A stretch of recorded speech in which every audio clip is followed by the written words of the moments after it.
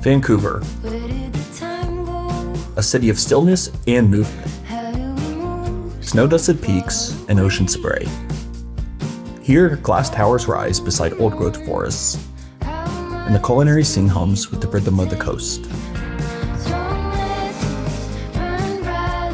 This is a chef's guide to Vancouver. It's not a checklist, it's a journey. Let's go.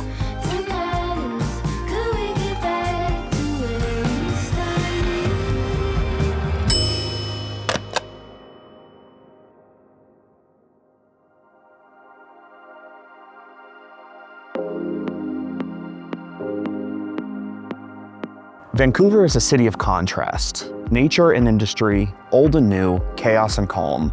And here, in the shadows of the Granville Street Bridge behind me, is that ever-present. Got the sound and the smell of the ocean water, boats rolling in and out, the rumble of cars above and around us, and mountains off in the distance. It's the city in its rawest form, and it's absolutely beautiful. Over my right shoulder is the buzzing Granville Island Market. Under the Granville Island Bridge, the bones of the city reveal themselves. What was once a gritty industrial hub is now one of North America's most vibrant public markets. And as a chef, this is the kind of place that rewires your instincts. You walk past rows of fresh produce, seafood caught practically steps away, and locally made goods, and your mind starts to plate. It's more than a market, it's a real-life menu. The energy here is contagious. I love watching people here almost as much as the food itself.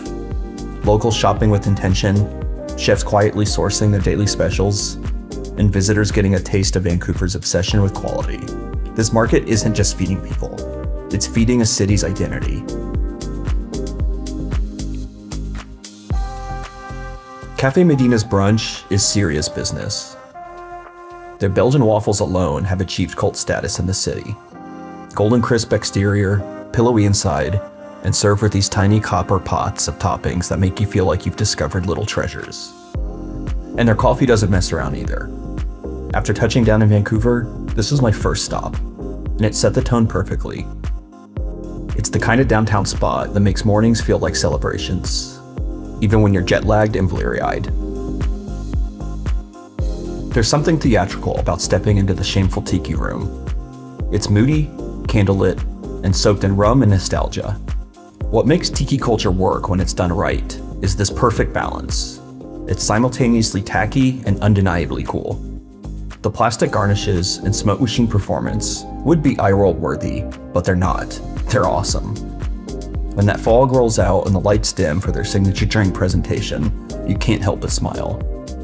Behind the theatrics is a serious bar program. House-made syrups, proper ice, rum that tastes like campfires and burnt sugar.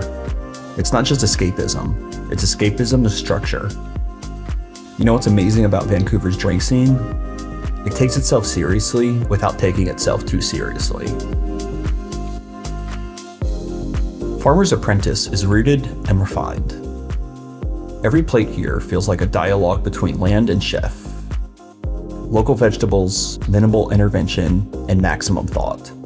The roasted pork flank steak arrived bathed in an incredible hazelnut brown butter that I'm still thinking about weeks later. Alongside, we had some mushroom rice and roasted cauliflower with a pine nut white mole that felt incredibly innovative and equally grounded. It's a slow kind of beauty, quiet but unforgettable. The Lunch Lady is where you go to remember that flavor doesn't need fanfare.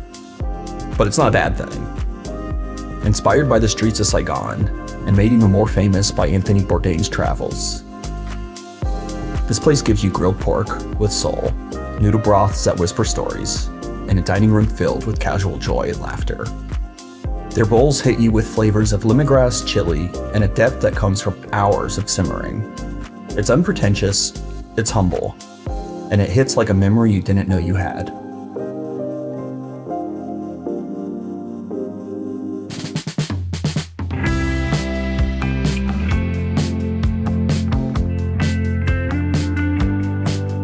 We're in Stanley Park, where it's serene, lush, and expansive. You could easily get lost here for a day, in the good kind of way, of course. Feels more like a place that's on the edge of something, that's smack dab in the center of the city. What an incredibly impressive urban park this is. Stanley Park is Vancouver's green heartbeat, 1,000 acres where forest meets shoreline.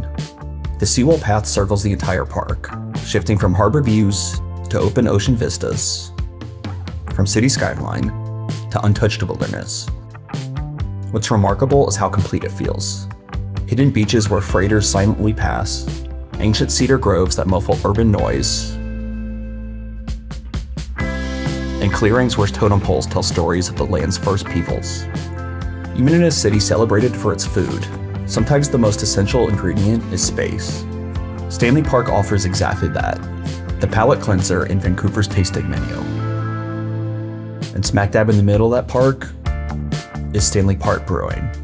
I felt miles from civilization while sipping on a beer, despite being only minutes from downtown. This oasis epitomizes how Vancouver balances nature and industry and urban life so brilliantly.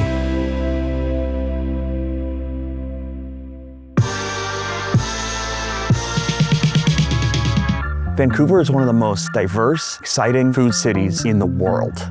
You've got options of just about any cuisine you want. Take Commercial Drive, for example.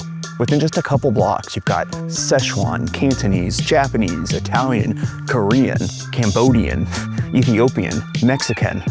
And that's just to name several few. It's also a city shaped by its surroundings.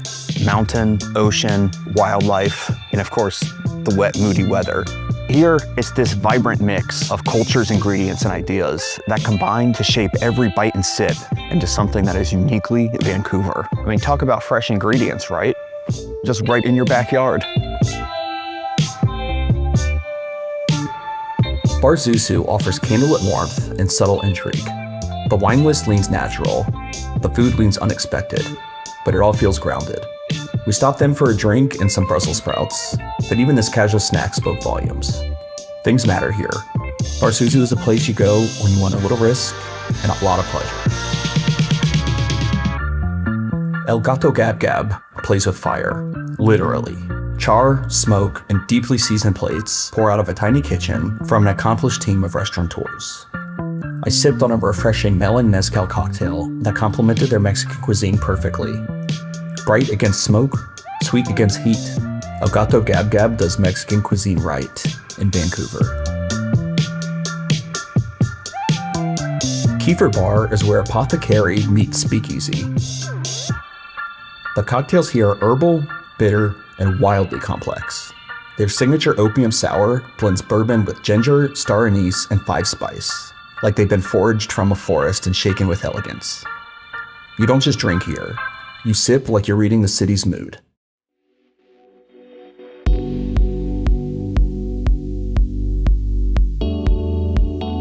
In addition to some of the freshest seafood you'll find and cutting-edge, internationally inspired fare, Vancouver is home to a phenomenal craft beer scene. There's about 75 breweries in Vancouver, and that's probably on the undercounted side. They are phenomenal, and they're funky. Let's go check it out.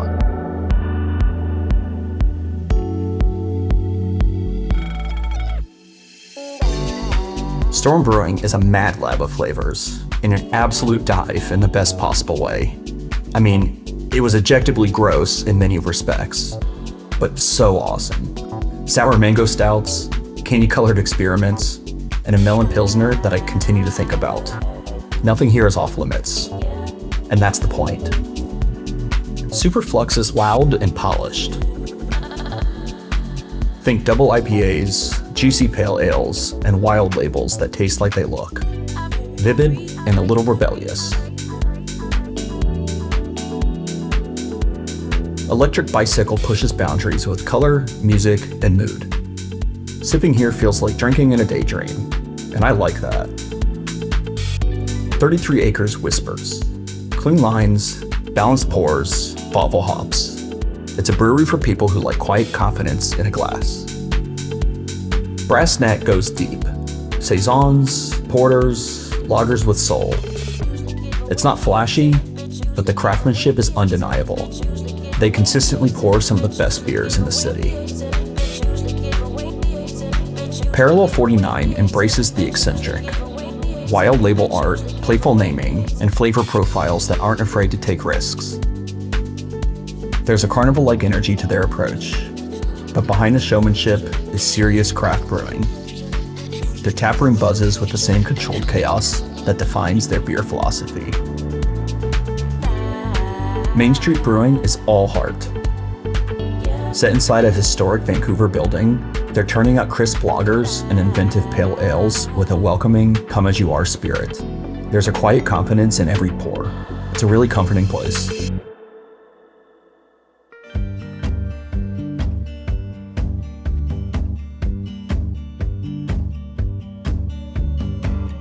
In the heart of Chinatown, Bao Bei fuses old-world Shanghai with modern Vancouver.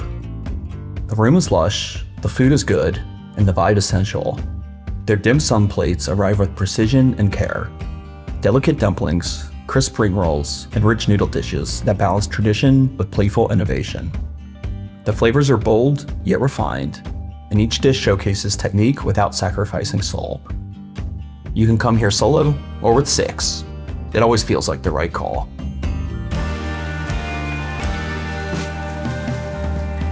Kissa Tanto doesn't scream, it hums. The blend of Japanese and Italian is intuitive here.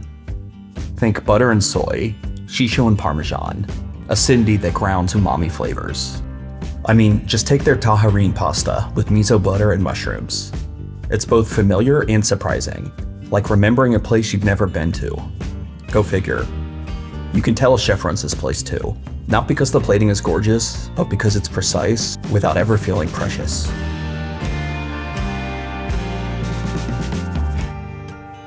And then there's Kingyo Izakaya.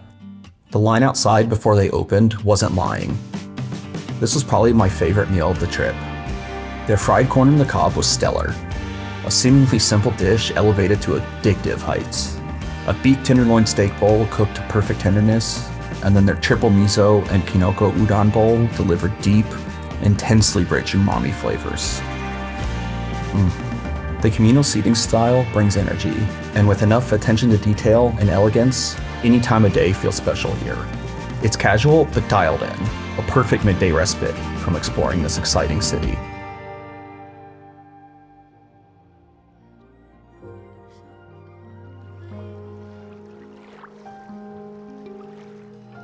The contrast that defines Vancouver isn't just visual. It's there in every bite and sip. From the industrial turned vibrant Granville Island Market, to Storm Brewing's mad laboratory, from Kissa Tanto's whispered fusion, to the smoky confidence at El Gato Gab Gab, this city teaches you to find balance.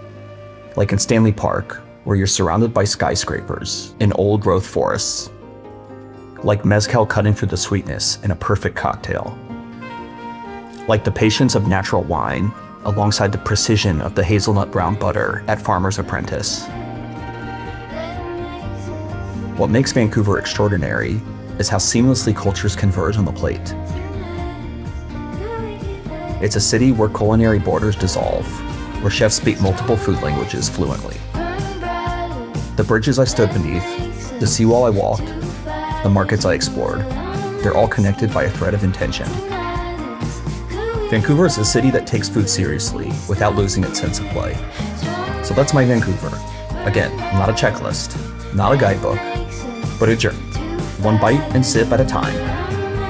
So farewell, happy travels.